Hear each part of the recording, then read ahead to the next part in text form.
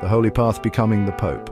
Ever wondered what it takes to become the Pope? It's not like applying for a job. There's no Indeed.com for popes. Becoming the head of the Catholic Church is a journey filled with dedication, faith, and a whole lot of steps.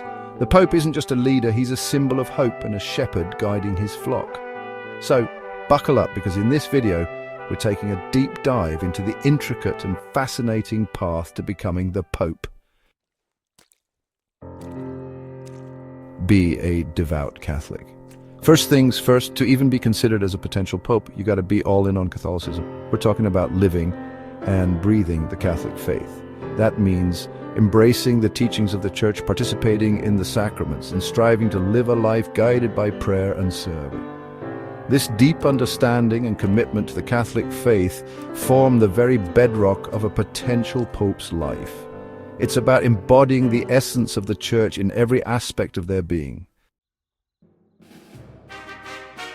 Seminary education and ordination. So, you've dedicated your life to the Church. Now it's time to hit the books with years of rigorous study at a seminary, delving deep into theology, philosophy, history, and scripture. Think of it like the intellectual Olympics of faith. After years of intense study demonstrating a deep understanding of Catholic doctrine and tradition, you're ordained as a priest, taking on the sacred duty of serving God and His people. Chapter 3. Becoming a Bishop. After years of serving as a priest, demonstrating exceptional leadership, you might catch the eye of the higher-ups. Becoming a bishop is like being promoted to regional manager, but instead of spreadsheets, you're dealing with the spiritual well-being of an entire diocese. It's a huge responsibility, requiring wisdom, compassion, and a deep understanding of the Church's teachings. Chapter 4. Appointment as a Cardinal.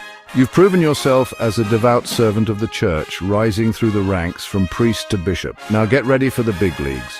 Cardinals are like the all-star team of the Catholic Church, handpicked by the Pope for their wisdom and commitment. They are the Pope's closest advisors and get to elect the new Pope. It's a responsibility that comes with immense weight and requires the utmost discernment and prayerful consideration. Chapter 5. The conclave process. When a pope dies or resigns, the cardinals are summoned to Vatican City for a super-secret meeting called a conclave.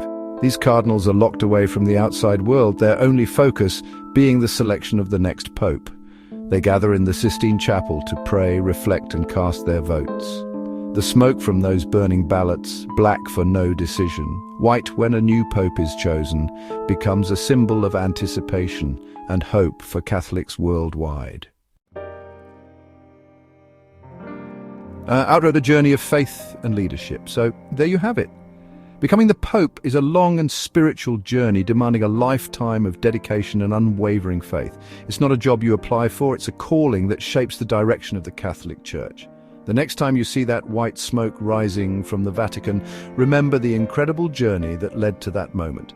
If you found this journey fascinating, give this video a thumbs up, subscribe, and let me know in the comments what other aspects of the Catholic Church you'd like to explore.